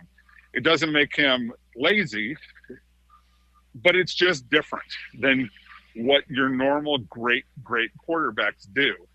And it makes you wonder, okay, you know, what's going on here that he doesn't remember this stuff and doesn't recall it and doesn't, you know, It doesn't come to his mind the way it does for others. And if that's who he is, how do you work with that? How do you make a guy who's like that a great player? Because he's not going to be necessarily like Peyton Manning, even if he has the physical tools to be everything that Peyton Manning was. It's interesting, and people have questioned his football IQ a little bit. There was that situation with Baltimore at the end of the first half that was just a terrible sequence where the clock ran out on them. Different things have happened this year like that to Trevor and the offense. Jason Cole has covered the NFL for years. He is a Pro Football Hall of Fame voter. He's with us here on 1010XL. Jason, before I get to the AFC South, I want to get a quick thought from you on Evan Ingram. Only the 8th tight end in the history of the league, which that's crazy to think about, that has 100 catches in a single season. He joins Jimmy Smith as only the 2nd Jaguar to ever do it. He's got 104 grabs with a game remaining on Sunday against Tennessee. From a bust in New York, and I had Giants fans laughing at me when the Jaguars signed Evan Ingram, to now one of only 8 tight ends to catch 100 balls in a single year. What a transformation for Ingram here in Jacksonville. The kid's played to the money. You know, he signed a big contract, and he's produced. So as a fan, you can't ask much more about it for a guy than to do that. You know, to come in, and I'm not saying it's rare, but it's not the norm. In football, normally guys sign big contracts, and you're sort of lucky if they play to the league average because, you know, guys get hurt, they wear down. You're usually buying free agents at the peak level of performance, things like that. Instead, you know, he's making good on the contract. So give that kid a lot of credit. You got a building block to work with going forward. That's exactly what you wanted at that position. And I would still be looking to take another tight end as a complement to Evan Ingram because I believe in the importance of tight ends in any offense. And I think that Doug Peterson, based on his experience in Philadelphia and how they used tight ends there, probably agrees with that. So, but I'm not talking about taking a star tight end. You know, they need a star wide receiver, but a capable tight end who can give you a lot of good combo block, you know, a good combo of blocking and receiving. And Ingram has been vital this year with the injuries to both Christian Kirk and Zay Jones. All right, Jason, that brings us to this weekend. Hard to believe that you could argue the most intrigue in any division when you have 3 or more teams left competing for the division championship may come in the AFC South. We got the Texans and the Colts on Saturday night in a game that's a must-win for both. The winner is in the playoffs, and the winner then will prop their feet up on Sunday and hope that Tennessee can knock off Jacksonville, and then they would win the AFC South. Meanwhile, the Jaguars control their own destiny for an AFC South championship. Titans looking to play spoiler there. What have you made of the AFC South, and how do you think it all shakes out this weekend? Look, I thought that this was a division that Jacksonville was going to control for some time to come, you know, at least the next 3 to 4 years. The whole thing has flipped around. Stroud in Houston has been great.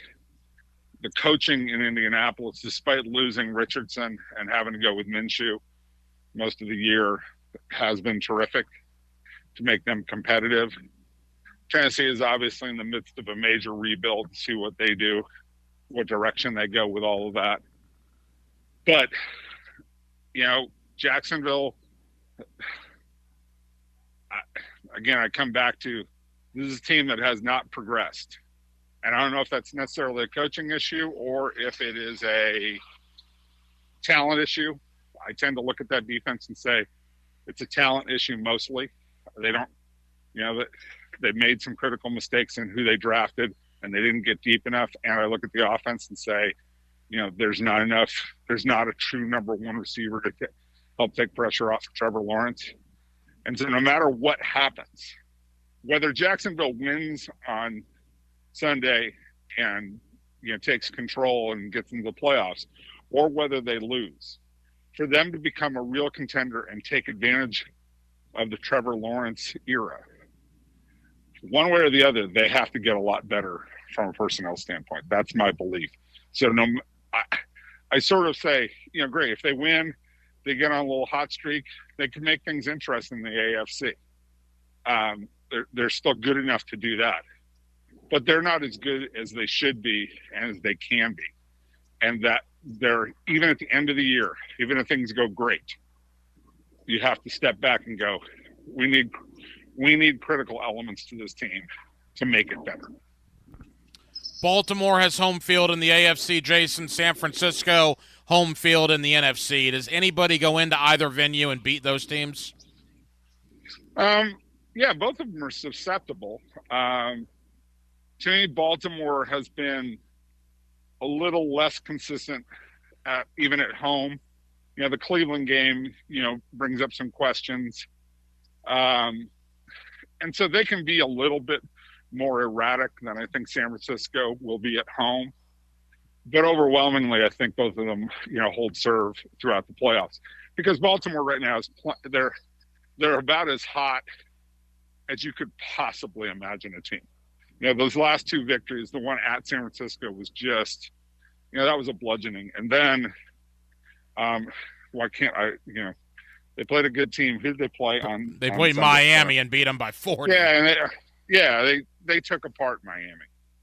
It just, you hang those two pelts on, and it's weird because I watched that whole Miami game, but Miami disappeared so fast that I forgot they were even on the field.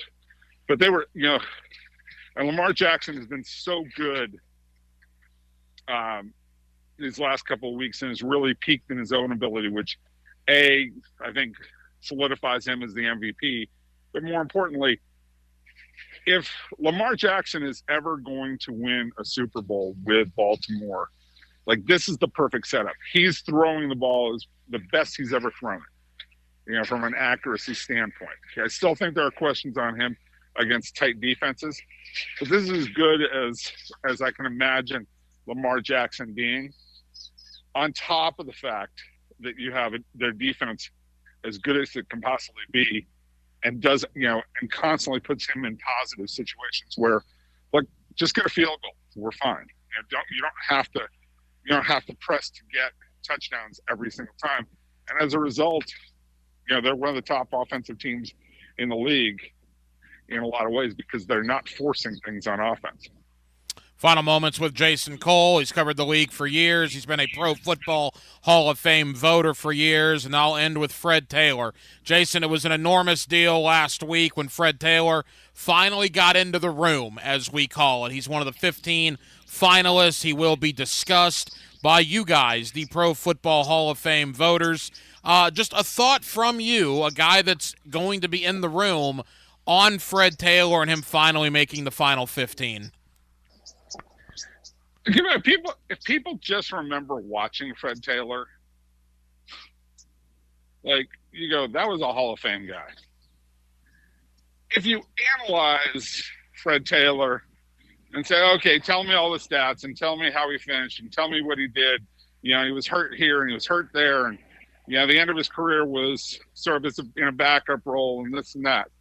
If you pick it apart, you can make the case that Fred's borderline.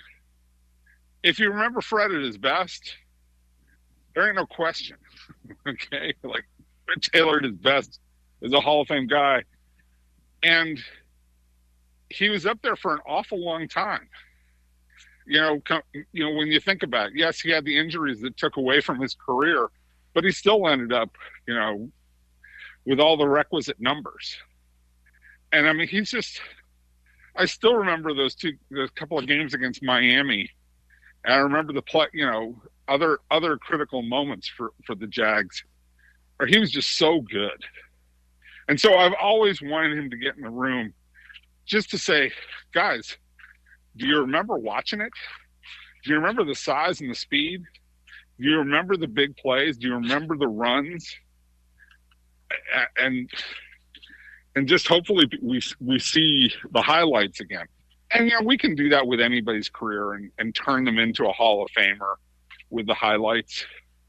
But there was still a specialness to his, again, when you talk about a man who was that size, and not the biggest running back of all time, but certainly a requisite size guy, combined with that kind of speed that he had and ability to break tackles, it really was a breathtaking thing to watch Fred Taylor at his best. And I hope that comes through in the room and gives him a real chance.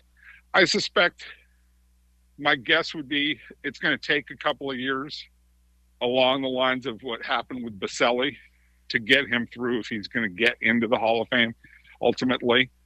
But hopefully there's enough momentum built this year so that he keeps coming back into the room and that we keep having to discuss him at the very least. Maybe he makes it in, and I'm a little bit surprised. I think that, if you look at the totality of this room, this is a lot of players who are very equal, who are very deserving. There's a lot of guys out, Dwight Freeney and Julius Peppers and Antonio Gates, really jump off the page at you. There's Jared Allen. All those guys, were star quality guys, who you can say there's no shame in those guys being in the Hall of Fame. There's no guys who you look at and say, I don't really see it.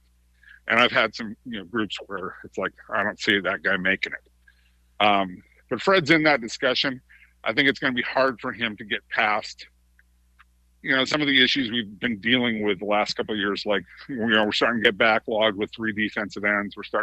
We've been backlogged with wide receivers for a couple of years. I think there's probably going to be a pretty good push to get, at least one of Andre Johnson, Torrey Holt, or Reggie Wayne into the Hall of Fame because they've been sitting there for a while.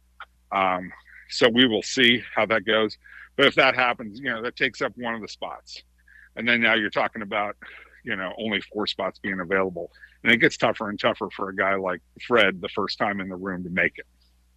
That's excellent insight. We appreciate that. And that was the thing with Baselli. As you said, he was on the semifinal list forever, and then he finally got into the room. And at least Fred this year will be discussed, and hopefully he gets in the room. If not this year, again next year and the year after. The one thing I will say, and we've talked about it, he is the only running back. I think Marshawn Lynch comes on next year, and then Frank Gore and Adrian Peterson come on. So if Fred doesn't get in this year or next, it may get a little tougher when Gore and Peterson come on the ballot, but we will certainly wait and see how it all plays out. Jason Cole, Pro Football Hall of Fame voter and one of our guys here on 1010XL. Jason, thank you for the insight, brother. We'll talk again soon.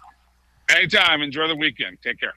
Now, today's takeaways, brought to you by Key Buick GMC, where our family dealership has been helping families buy vehicles for over 50 years. It's all about Nashville, Tennessee on Sunday. The Jaguars and the Titans. Look, did we want it to come to this? Of course not. Did we think it would come to this? Of course not. But I've believed the entire year that the AFC South is the Jaguars' division, and I believe finally on Sunday it will be the Jaguars division. I think Jacksonville gets it done. I do not think it will be easy. I think Tennessee's going to battle, but I think Jacksonville will find a way to have more points on that scoreboard and will win their second straight division title for the first time since 1998 and 1999, and we will be getting ready for the NFL postseason here in Jacksonville next week. Give me the Jaguars over the Titans on Sunday in Nashville. Well, that'll just about do it. We got a lot of people to thank here for a Friday night edition of Hacker After Dark. Again, Jason Cole, a Pro Football Hall of Fame voter. Appreciate Jason for taking time out. Thank you to Ben Arthur, FoxSports.com and the Fox Sports app covering the AFC South. Remember, you have a playoff game tomorrow night, Indianapolis and Houston. The winner is in, the loser is out, and the winner tomorrow night will be a big Tennessee Titan fan on Sunday. So thank you to Ben Arthur for joining us tonight. Thank you to my buddy Brad Steele, the Two Tone Talk podcast covering the Tennessee Titans. Always appreciate Brad hopping on to give us the Titans perspective when it comes to the Jaguars and the Titans. And JP Shadrick, Jaguars.com and Jaguars Radio. Stop by as we get you ready for the regular season finale. Hopefully, it will not be the finale to the Jaguar season. Now, Dylan Denmark was your producer tonight. Dylan, great job as always. I'm the hacker Ryan Green. And again, Jacksonville, thank you for spending not only your Friday evening with us, but spending all week with us right here on Hacker After Dark. A new vehicle. Come to Key Buick GMC where we never have markups on our vehicles. In addition, Key Buick GMC is the only Buick GMC dealer with a lifetime powertrain warranty on all new Buicks and GMCs. It's a new year. Time to do some service checkups. Key has oil changes specials on most vehicles, plus